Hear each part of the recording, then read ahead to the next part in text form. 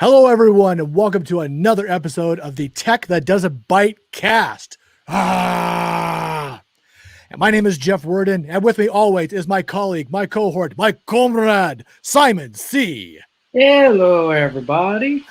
How's it going, buddy? Why did I do Dr. Nick? I don't know. I have no idea. Hey, everybody. Yeah, we should all do Dr. Nick. Came out of nowhere. Sorry about that. I don't know. Just You get possessed as a voice actor. I understand that, so it's all good. Former voice. Well, I'm still a voice actor. Yeah. Okay. You're a former voice actor. It's all good. It's all good. Yeah. How's it going, buddy? I'm doing good. Good. It's been a fast week. Seems that way. Yeah. It seems that way. It's like on the plus side, click of an eye. It's already Friday. Like, what? Yeah. Well, see, yesterday would have been tax day, but we got the 1 month extension to May 17th. So some people are probably like, oh, I've got another month now. I'm supposed to like scrambling just to get it done anyways and be done with it and solve that problem. Whatever about that. Whatever. Hey, I'm in one of those categories right now. Okay. Right on. So you're gonna wait till the last second, aren't you? No, I'm not gonna wait till the last second. No, it could be in a couple weeks. I'll get it done. Famous last words. I mean, like, why should I do it quicker? It's like the government doesn't do stuff fast enough for us. So it's the government. It's not supposed to. That's just my take on. That's just my take treat others how you would treat other people. So there you go. If they're gonna do things that are very slow, then I'm gonna do it slow. Right. So, yeah, we'll see how well that goes. I don't feel like paying my bills. They can wait on the money. No problem. Nice. All right, my friend. We've got a bunch of stories today, and yes, we do. Simon, why don't you go and start off with story number one here? Story number one is, let me share my screen. And speaking of taxes, if you guys are getting a refund, it's a good time to buy some Apple products. Hey, yeah, get what little money back you get back and pay off Apple stuff. Nice. Yeah. So basically, there is going to be a spring event. Coincidentally that Apple is located in California and the event is happening on April 20th. Nice. So, people are going to buy a lot of stuff. I'm down for that. For reasons we don't know. Yeah. Well, I would hope but however that works out. So it's something called, this is their logo for their event. It's called the Nothing Particular. Well, I don't know. No, it's called Spring Loaded. I think this is just a image that's been altered. I see that. It might not be releasing like the big stuff that we always hope for. Those usually happen October. June is usually their software stuff. Developers conference, more focus on software rather than hardware. But usually around springtime, they always do these little incremental updates for their current devices. So what they're thinking is, according to Mac Rumors and according to Gurman, is that, it's going to be a launch of a new iPad Pro, higher models that feature a new mini LED display. And, it's possible that it could be, also for the other iPad lines, from the starting iPad, the cheap iPad, and then the iPad mini. There are also reports that it might be another version of an Apple Pencil, possibly, like a third generation. And also this little thing called AirTags, but I don't know. I don't know what the hell AirTags are. It's like little corner of this is like a little tile-like tracking device that can be attached and used to locate items such as keys, bags, and more. So it's like, okay. I mean, it's not gonna be. It sounds boring on paper, A little but bit. Apple does it in a not so boring way. Well, particularly now with their virtual events, everything's pre-recorded and it's all fancy looking, and now they're shooting it from their With Apple new special headquarters. effects. Yeah, they're like doing these like weird 360 camera angle spin, like because they use so much now, so they're not presenting in a live audience, so they're all doing it like a virtual event. Right. So yeah, so I'm thinking it's just mostly going to be just iPads. I think definitely the iPad Pro needs to be updated. It's been quite a while already. So, maybe the level entry iPad that was just updated last year, but knowing Apple, you got to update every year. So, well, yeah, you got to come up with something new and innovative. You got to keep the sales rolling. And I mean, the company's supposed to be worth like some $2 trillion. It's not just going to pay itself, but you got to keep bringing the money in. So yeah, no, I get that. So I'm thinking it's just going to be iPads, maybe Apple Pencil, but it's not going to be the traditional October event. It's like, hey, here's our brand new iPhone, or here are our brand new Macs. Like, nah. I mean, those. You love this phone. It's fantastic. I mean, those are coming, but not in this month. Right on. Because it just doesn't. It's never been announced in April. It's always later on, later in the year. So mostly the fall season is where the new products will come out. So, but I'll be surprised if all of a sudden some of the Macs might be updated quietly. Sometimes they do like these quiet updates. You don't even notice it till other people point it out. It's like, hey, did they update this? And then people will write articles like, yeah, they did update it, maybe just a processor, something like that, but nothing major. So very cool. If you guys are looking for a new iPad Pro, I would say wait till April 20th, see what they announce. Right. And if something you still want to get, then you will get the brand new products. Right. Well, if it's anything like getting a new car, wait a couple months, make sure they got all the tweaks and quirks out of it, then buy it. That's the route I'd probably go. But hey, yeah, if you want to get the bleeding edge of tech, there you go. That's the way to do it. Wait till after April or something. Yeah. Well, I mean, if you wait after April, you're kind of outdated already. Oh, well, that's true. The darn 2-week-old technology, it's obsolete already. Yeah. You'll get day one, you get like a month there. It's old now. Yeah, I know. Like, you're like a month behind. Dang it all. I mean, Jiminy Christmas. I mean, it's just like the iPhone 12, they're already talking about the iPhone 13. Like, I got this in November. Right now it's like what, April? God, yeah, you're 6 months right there. Yeah, it's already considered old. Darn 6-month-old technology. Yes. God, jeez. Yeah, man. So that's the technology world. Yeah, that's true. That is true. Well, since you happen to mention about time passing and being obsolete and all this other stuff, Google has a new feature that they added to their Google Earth services. It's called time lapse. Now, time lapse is actually kind of interesting. Apparently, they had a lot of fun. They introduced this out last week, and this new feature, time lapse, actually will show viewers 3D models of our planet using some 24 million satellite images dating as far back as 1984 to the present day, right? Completely insane. Wow. I know. It kind of blew my mind while I was reading about this.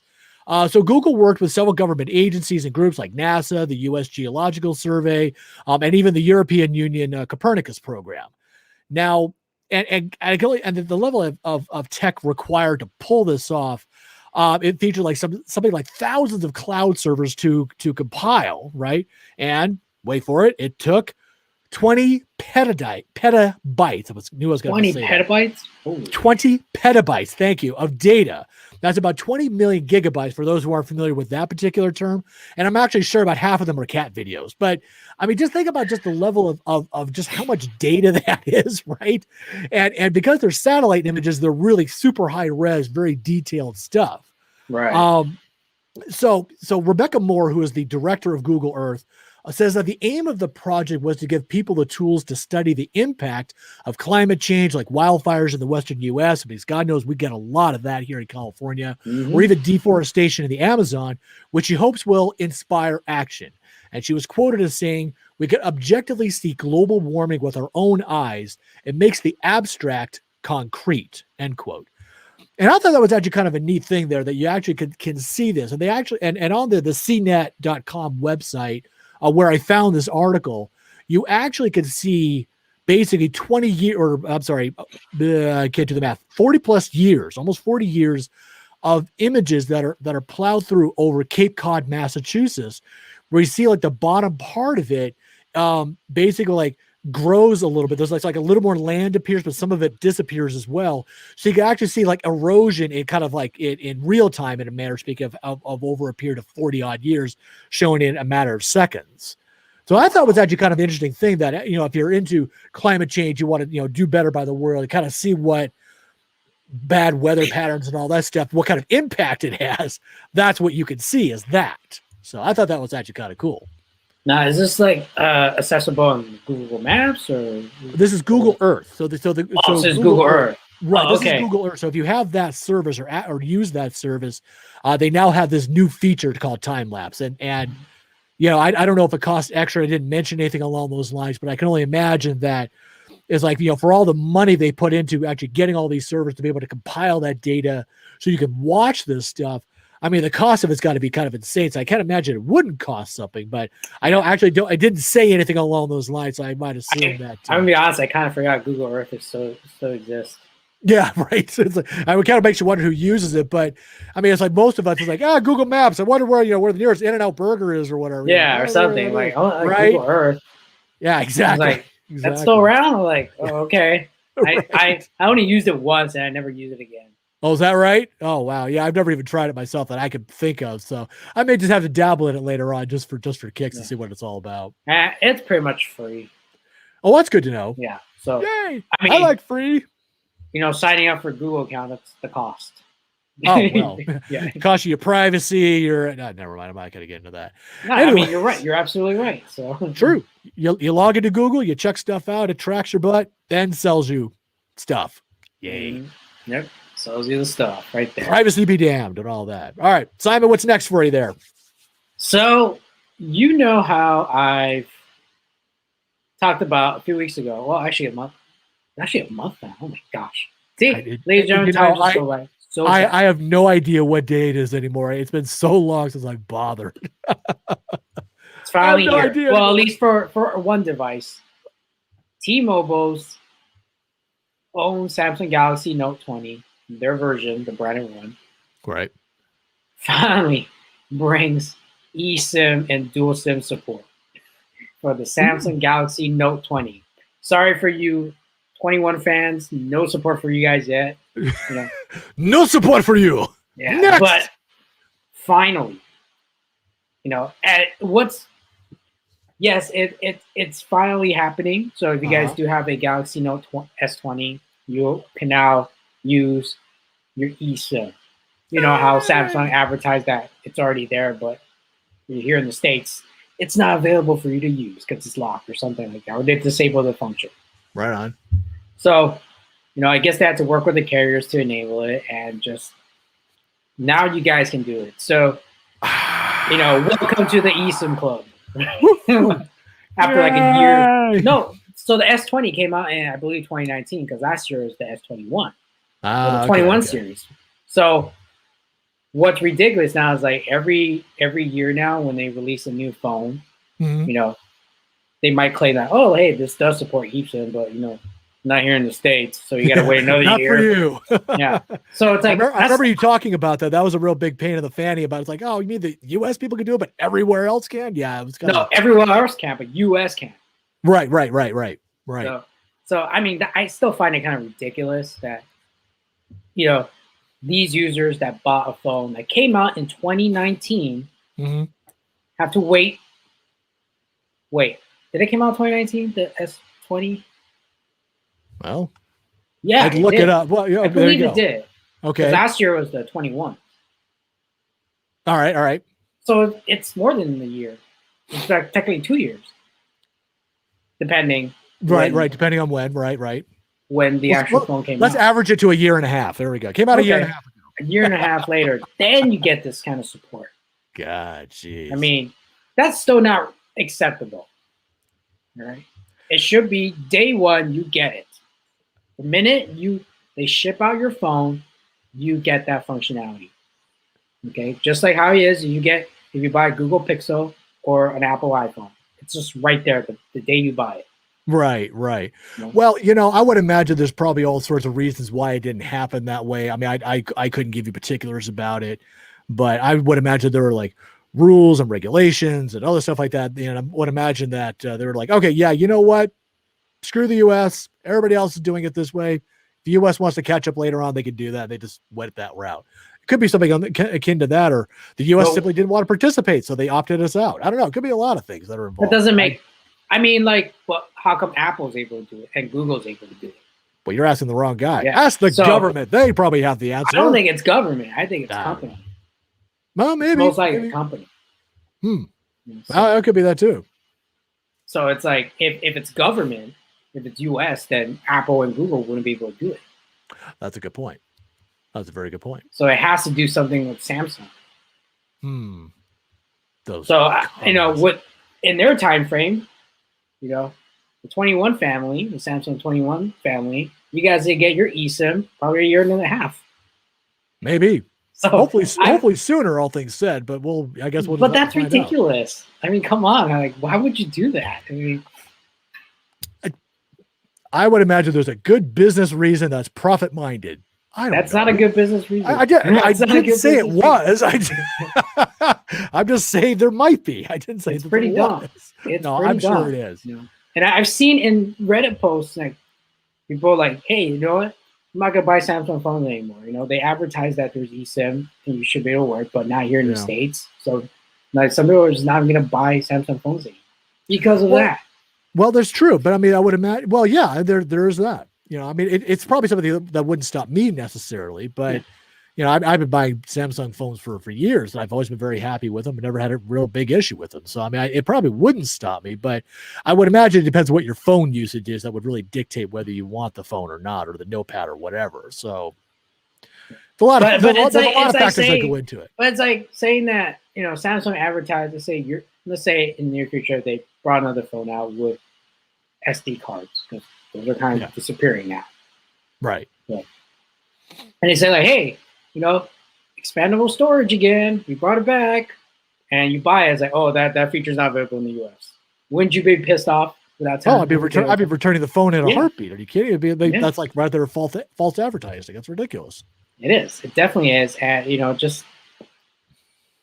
it's disappointing to see that. Like, it's like I said, like if you guys never try eSIM and you have an eSIM phone, give it a shot. It's like saves you so much time from getting a freaking SIM card. You're like, oh, here's a free SIM card, but it's not really free. You know wye? Because you have to pay shipping.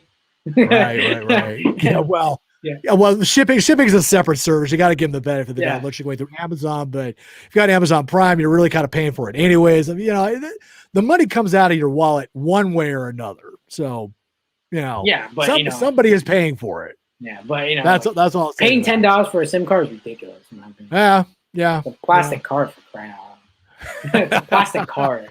Yeah, that's true. Well, you know what else would be ridiculous to buy, and this is just my opinion here.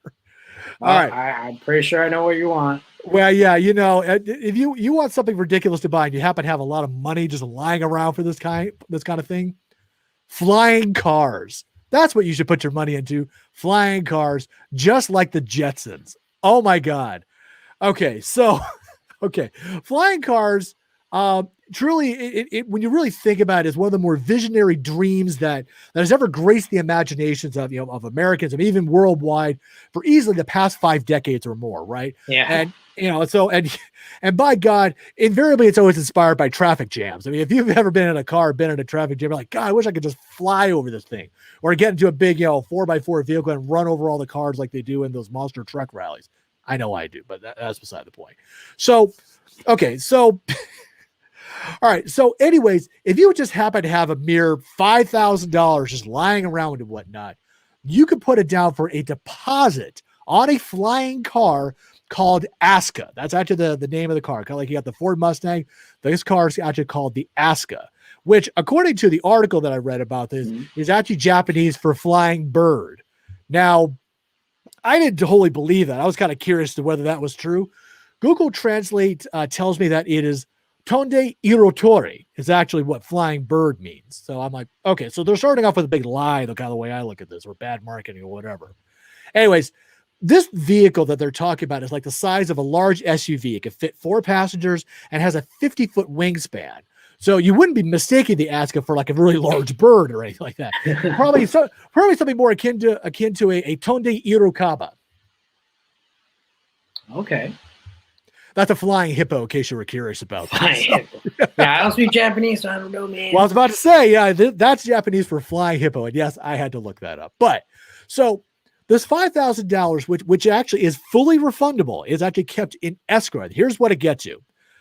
It'll get you the following: 1 share of company stock, admittance to status update meetings every 3 to 6 months, and last but not least, a place at the head of the line for planned 1,500 limited edition models of the Aska.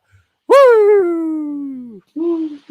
If it ever happens. Well, there is that. But you know what, Simon, you're going to ask me, how much is that going to cost? How much does it cost, my friend? Well, I will tell you, it will cost you less than $1 million. God. Well, that seems like good news. Right. It will cost you, when you get one of these limited edition Aska vehicles, $789,000. Yes. One of 1,500.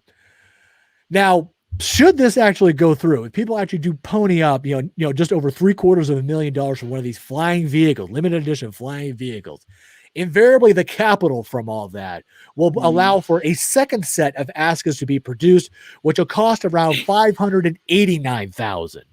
And eventually, a third set for mass production models will drop to a paltry $359,000 each. These vehicles are available in 2026. Yeah. Probably not here in the US. You know what? Honestly, it didn't mention anything about whether they're available in the US or not. No, I don't think it. I mean, I don't see us, being able to do flying cars here in the States. Maybe in Japan. Man, we aren't even smart enough to be driving around the roads as it is. You don't have to actually handle flying vehicles. Come on. Yeah. Come on. It's just gonna get ruined by people. The experience. No, it's entirely true. But what's kind of wild about this, what I read the article was that the whole thing is completely electric. So that's the good part about that. You actually don't need gas to actually launch this thing. Well, that's good. Yeah, so it's not so bad. It has like a range of 250 miles, so it's actually not bad for what it offers. So I mean, the money that you're paying for it could be worth it if you had, $500,000 lying around for fun to get one of these vehicles and you'd be able to tutor all over Los Angeles or wherever you live at and fly from point A to point B. But man, come on. The fact you think that this will actually happen here in Los Angeles is just hysterical. You know what? I don't think it will happen. Not here. God, it didn't mention anything about safety features, like, if God forbid you collide with something else. I could set, get a small room of people and say, okay, tell us what could happen and go wrong. And they'll come up with this laundry list, 10 pages long of stuff that would go wrong. And these already like pilots, you get pilots and they'll come up with a 20-page document, probably. It's like, they've been talking about flying cars for ages. Oh, well, no, it's one of those science fiction things. It's a big sci-fi thing. And I get that. It's cool. I love the idea. But if you've ever watched, any of the episodes, the early episodes of, like episodes 1, 2, or 3 of Star Wars, right? You go to the planet Coruscant and there are always rows of traffic in the background. Nobody's like flying all over everywhere like a big hornet's nest or anything like that, or a big swarm of bees. And they're all in traffic lines and they're just flying along, whatever.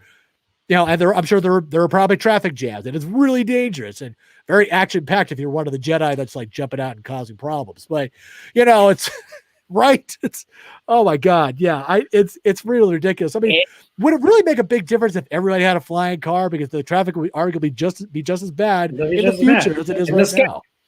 In the sky. And it's dangerous because if you crash, you fall to the ground. Oh my Yeah. god. So I mean, it won't happen in Yeah. our lifetime. I don't see it. So. No. Well, it says 2026, so I'm curious to see. We only got 5 years on this one, so if we'll be around for that, kind of curious to see if it'll actually happen. That's what I want to see. I actually want to see this I don't happen. know, man. I don't know. I don't know. I see it right now as an uber wealthy thing, but God forbid if it does go to mass production and everybody can get one. That's what I'm going to worry about it. When it becomes actually as cheap as buying, a Mustang or a Honda or something along those lines where, yeah, I got 40 grand. Let me plug it down for a big flying vehicle and I get, from point A to point B and plug it into my house so I can charge it, which is cool. But really, you now need to get a pilot's license. You got to get so many hours of flying under your belt, just like you do with an airplane. I mean, there's just all sorts of issues that go. Yeah, it's a lot of red tape you have to go through. Right. Which is what we have to go through just to get a driver's license. Just to get a driver's license. And you see how people drive as it is. So you know what? So we have one more story. One more story. Lay it on me, Simon. What do you got? What's the story? It is back to Apple. Oh my God. Those guys. Those guys making so much stuff. But this is a rumor from Kuo. And Kuo he's an analyst and has been predicting a lot of stuff, from whatever inside sources that he get. And does he put on a wizard robe and hat when he does his predictions? I don't know, but he's been fairly right about them. Okay. All right. Oh, every time when we see like a Kuo post, like, oh, okay, so that's what we're gonna get. And most of the time, it turns out that's what we're getting. All right, good to know. So, 2022, iPhones to feature 48 megapixel cameras, 8K video. Oh yeah, I think I saw ads about that kind of thing. That's pretty wild. A 6.1 and 6.7 inch screen size, and no 5.4 mini option. So they're probably gonna. I won't say they're gonna entirely get rid of the mini option, but I feel like they might do something else with it because apparently it's not been selling well. Right. So the upcoming 2022 iPhone lineup feature two devices. One's a 6.1 inch screen size and 6.7 screen size. And this will be the iPhone 14. So 13s will still look like what we got from last year. Right. And they say it might be a little smaller notch in between for the Face ID. So in terms of pixel size, the iPhone 12, iPhone 13, and the new 2H22 iPhone are about 1.7, UM, 2 UM, and 1.25 UM respectively. We believe that the new 2H22 iPhone, I'm guessing the iPhone 14, may support direct 48 megapixel output and 12 megapixel 4 cells merge output simultaneously. So it's really about the cameras. Yeah, it sounds like it. It really sounds like it, which is always a good thing. Apple, the one thing I will grant Apple above and beyond, even though I'm not much of an Apple fanboy, all things said, the Apple's always managed to put out like better video, better pictures, like rather consistently, at least in my experience, rather consistently. Their video and their pictures are always better than whatever Samsung puts out. That's just been my experience. I'm not saying that it doesn't like flip back and forth between the two, but whenever I compare like pictures that I take, comparison to what my wife takes, if she has an iPhone herself, 9 times out of 10, they're usually a lot better. Yeah, I do agree. Yeah. So it sounds like this is gonna be a massive step up in the video game, so if you will. So and that'll be something else to see. And another possibility is that Kuo previously said that Apple will introduce a hole punch front camera in the 2022 iPhone. So next year, and that at least one iPhone in 2023. So iPhone 15, if they call it whatever they call it, will feature a under display Touch ID. Formerly, Touch ID was the fingerprint. So now it'll be under display and a full screen display with no notches or holes. Wow. So the next year's iPhone and potentially the year after, the one after, will look much more different than what we have so far. Interesting. Yeah. What's Sounds more really cool. interesting is how much will it cost? How much will it cost? I mean, can you tell us how much will it cost? Well, they're not going to give a price right now, but probably going to be around the same prices that we've been paying. $1,000. Yeah, pretty much. So it means which means you're a fifth of the way to actually getting a flying car. Phone's more practical than a flying car. I'd rather spend money on a phone than a flying car. Frankly, I'm inclined to agree with you. And frankly, I'd rather put the $5,000 down on like a new car because I know actually I could pay that down. Oh my god! But what they're saying is that the Mini. See, I'm holding my Mini right here. This is not going to be sold again. Possibly going to be discontinued in 2022. Wow. Which is kind of disappointing, but I feel like here's what Apple could do. So Apple right now they do have a cheap iPhone that starts at $399 or $349 around that price. Okay. It's called the iPhone SE 2. And what it basically is a older version of another iPhone, like an iPhone 8. Right. That has a 4.7-inch screen. And all they did was they upgraded the components, kind of even it out with what we have so far. So here's what they could do. I'm going to show you that to you because Jeff doesn't really follow Apple. No, I don't. It's like, no, I don't. I follow Apple in their lawsuits. That's what I follow. Yes, I don't know why you love lawsuits.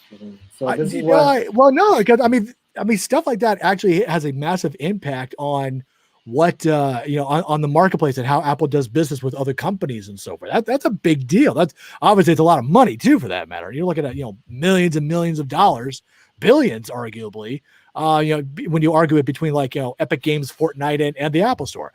But that was last week. I already talked about that. So now it's your turn. So by all means, tell me more about this Apple product, Simon. So this is what they currently have: is the iPhone SE, right, which looks exactly like an iPhone 8 or iPhone 7 or even iPhone 6s in some way. Okay. So it's a 4.7-inch screen iPhone. And all it really has is a better camera from previous. No, pretty much the same camera from previous version. Maybe a little bit difference, but I don't see that much difference. And a faster processor. Okay. So what I think it do, starts at $399 for a 64 gig. Nice. So what I think they could do, let's look at this iPhone lineup right now. So we have the 12, there's 12 minis in there. You got the iPhone SE, and you got the 11, and then the 10R, which just came out 2018. Get rid of that already, Apple. There's no need for that, to be honest. Yeah. So here's what I think they should do. Now, when I say they should do, they probably won't do it. So. No, they're not listening to you, Simon. I mean, you're an important guy, just not that important. That's all. So here's what they should do. The iPhone SE, get rid of the iPhone SE, the current version, move down the 12 mini, and make that the new iPhone SE. Oh, okay. Because that iPhone SE, it's a 4.7-inch screen, and like right now they have the iPhone 12 mini. It's thinner, and it has a bigger screen size, but it still feels compact. You hold this before. You held it. Yeah, I have. I remember feeling with it. It is a much smaller phone, to be sure. Yeah. So there's no need to have that same design again for the iPhone SE 2 right now. That old design that's been there for so many years. Drop that. Make the iPhone 12 mini the new iPhone SE. Okay. And get rid of the 10R. Seriously, just get rid of the 10R and just, when the 13 comes, just sell the iPhone 12. No, start the iPhone 11. Right. And then the iPhone 12. Those are the 6.1-inch screen sizes. Okay. Actually, no, get rid of the iPhone 11. Period. Really? Yeah, because the iPhone 11 uses an older processor. They're not going to upgrade it. So you're gonna have an iPhone SE that's faster than iPhone 11. That doesn't make any sense, you know? Right. Well, I mean, usually when they come out with new phones, they obviously stop producing the older ones and whatnot because there's no money in it, or they No, figure, they still make the old ones, but they don't make it like the different variations of the old one. So like they're not selling like the iPhone 11 Pro, Pro Max. No, they're just selling the base model version. Right. So get rid of the 10R and even get rid of the 11 and just have that as the 12. So there'll be the iPhone SE, the new iPhone SE, and then starts off the iPhone 12 for next year, for this year. And then you're going to have your regular iPhone 13, iPhone 13 Pro, Pro Max. Well, by God, man, call them. Let them know what you think. Well, that's what I think, but it's not even listed. So see how well that goes. Yeah. No, I know how they. I mean, I have a feeling they're going to just get rid of the Mini and just leave it at that same lineup. So. Right. Well, I mean, the question That's is the Mini actually selling? Are people really buying it still? Is there really a market for it? I mean, obviously, if you really got to follow the money and what the sales are telling you. And when you go by that, I mean, the Mini, it's selling, but not selling well enough. But I think the reason why it's because it might be too expensive the way they priced it. So if they price that Mini as close to an SE level pricing, I'm sure a lot of people will buy it because the SE starts at $399. The iPhone 12 Mini starts at $749. Oh. Okay. So maybe crank that one down a little bit, and that'll get the prices, the sales going. Okay, that makes sense. Yeah. And it just seems more practical to do that because you know the iPhone SE right now, the iPhone SE 2, like still old design. Get rid of that design. We don't need it anymore. Start recycling, old design. Just like, okay, let's throw in a new processor in there. All right, cool, new iPhone. No. Yeah, they got to like find a way to get a little more innovative with their designs. Whatnot. I mean, Steve Jobs isn't around anymore to figure it out for you guys, so they need to really start kind of cranking up their game on that end if they really want to, come up with something new and different and awesome, and in that regard. But yeah, I think there's still people out there that want to buy smaller phones, but no, maybe, but not at that price.